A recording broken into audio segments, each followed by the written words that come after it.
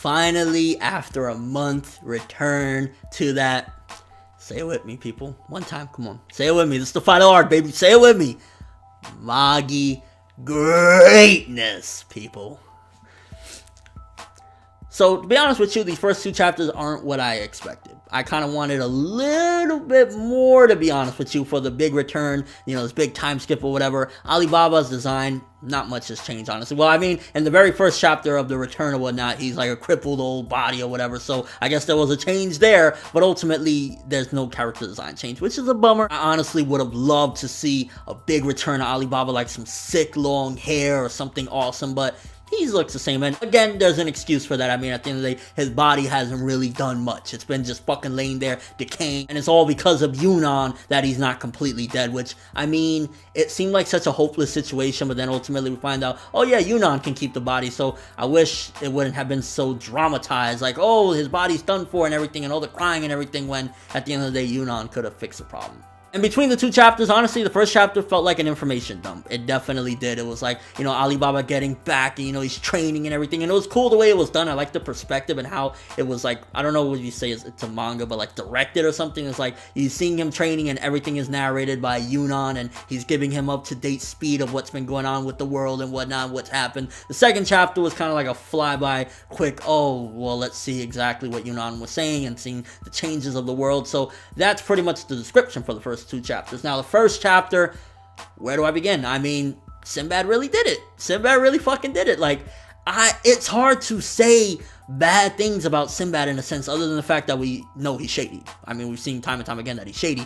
But when you see what he's done, he brought results. And that's where I'm like looking at the story like, yeah, he's been drummed up as a villain, but ultimately what he's done until this point, he revitalized and ultimately brought civilization to a whole different time period. Like, honestly, if you think about it, if you want to make a comparison, like, you know how people say, oh, the Naruto world towards the end just made a huge technological advance. Look what Sinbad did. They are like, in a whole different realm than what they should be. And in a sense, I don't know, maybe if that's a bad thing if you think about it, like he changed the world a bit too much or whatever, but ultimately he changed things. Based on what we got in that first chapter coming back and whatnot, he did everything perfect. Like, Sinbad made the changes that needed to be changed. Ultimately, he even gave up his position, but I don't put it past it that this is all, again, under his shady plan. I mean, at the end of the day, the fact that he would give up all the vessels, the fact that he would change everything and give up his position as king of Sindria and all of his generals, send them back home and everything, like, I don't really trust it. I don't. I think, honestly, Sinbad has a way to grab all the vessels now, and that's why he did this thing, because at the end of the day, when shit goes down, he's going to have all the magic to himself, because we've seen at the end that Sinbad ultimately does have that dark side, and I think to a certain degree he fights it, and I don't think, like I said before, I don't think he's completely what we think he might be. Ultimately, I think he's still fighting that, and I mean, based on that return chapter, it's like, Sinbad made incredible changes, and you can't argue with he brought the results that the world needed. Now, Aladdin, Morgiana, and Hakuryu disappearing on the run or whatever, and I believe Hakuryu is wanted because he took one of his vessels. I think he took Zagan with him.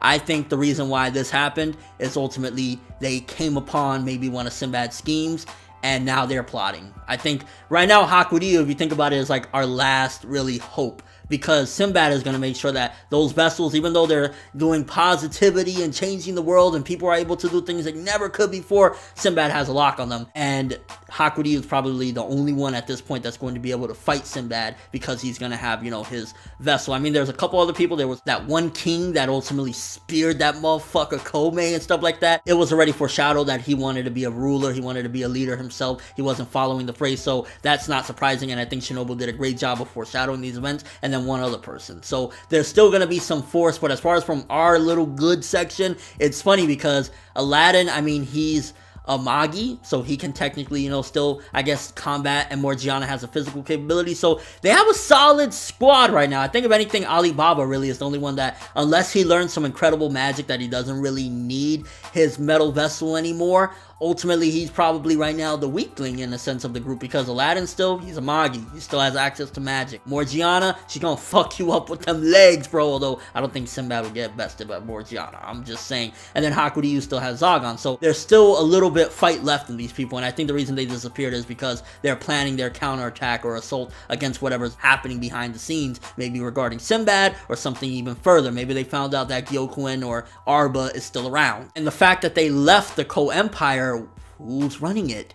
Who right now is in charge? Is it Arba? Is it, well, I guess it wouldn't be Arba, it'd be, you know, Hakuei, so to speak, but that could mean that Arba yet again has her clutches deep within them, and that would only have to be because Sinbad allowed it, because remember, she's following all of Sinbad's orders. So definitely a lot of mystery right now in this time skip, which actually it's 3 years if I'm correct, unless they're counting some time of Alibaba being, you know, crippled or whatever. But the time skip is a little bit longer than what we thought. I thought it was going to be 2 years, but seemingly it's 3 years. And honestly, that first chapter back, I think it was 283, I would say that was a good chapter. Big information dump, could have had a little bit more instead of just non-stop information, but for what it was worth, it was good. I'd say 7 out of 10. The following chapter, all it was Alibaba experiencing the world and seeing that it pretty much looks like Las Vegas right now, with just a little bit more of technological advancements to it. But yeah, honestly, the second chapter, it just felt like an average chapter, like seeing some of the scenery, Alibaba flying around, nothing too spectacular with that chapter. And I guess I was hoping for a bit more for these return chapters. I was hoping to see like an older Aladdin looking kind of like Solomon in his younger days, something like that, or Morgiana with really fucking long hair and looking even more like, not buff,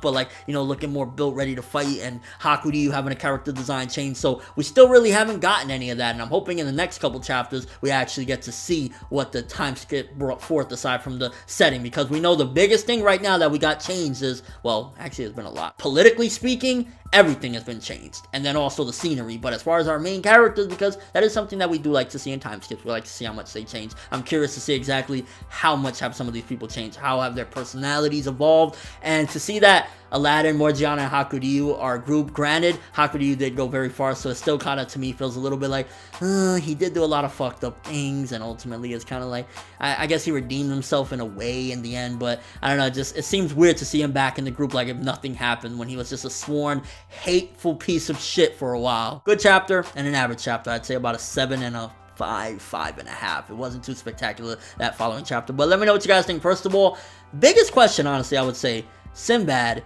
can you argue with what he's done thus far? I mean, he might have bigger and more dastardly plans later on after this, but up until this particular point, he's brought results. The world has changed. He brought the world 1,000 years forward with all the technology and everything. He got rid of the, you know, big kings and all this other shit. Like, he's changed things. So can you really look at him as like a bad guy up until this point? And also, why do you think Aladdin, Morgiana, and Hakuryu disappeared? Are they on a Sinbad? Is it something afoot? Who's running the Ko-Empire now? Is it Arba?